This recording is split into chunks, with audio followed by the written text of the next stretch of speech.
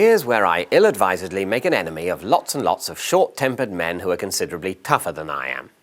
I hate hauliers. Or rather, I hate haulage firms. Admittedly, the problem of making stuff stop being in some places and start being in other places is an ancient one. But taking it from one to the other in lorries by road is an inefficient environmental disaster of a solution.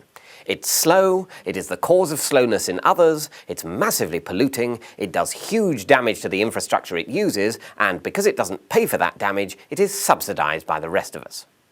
The only upside for anyone apart from blood relations of the Eddie Stobarts and the Christian Salversons is fuel duty, which is at least a useful source of government revenue.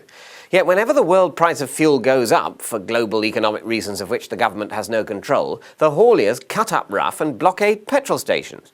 They want us to cut the fuel duty to compensate them, to subsidise them more than we already do by building all the bloody motorways for them to break in the first place.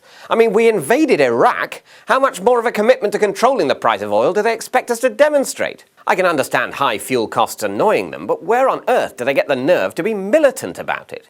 Surely what they ought to be doing is keeping their heads down and counting their blessings that a combination of our unthinking acceptance of the status quo and their own massively powerful political lobby are ensuring that their unsustainable business is kept alive, not acting as if their victimised crofters denied their ancient right to pump the skies full of CO2 and occasionally knock over a railway bridge.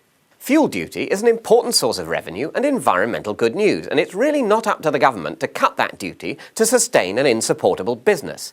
The system is already massively in the road lobby's favour. Transport money is automatically poured into motorways, and so our Victorian rail network becomes more and more antiquated and further from the faster, more efficient and far less polluting haulage solution it could be. No, transporting goods by road is a terrible idea, and it's not anyone's noble heritage, tradition or way of life. But even if you disagree, surely the very worst way for lorry drivers to protest against unfair treatment is to cruise down a motorway in a massive, slow-moving convoy, pouring out emissions and getting in everyone's way. For God's sake, don't draw attention to those aspects of what you do.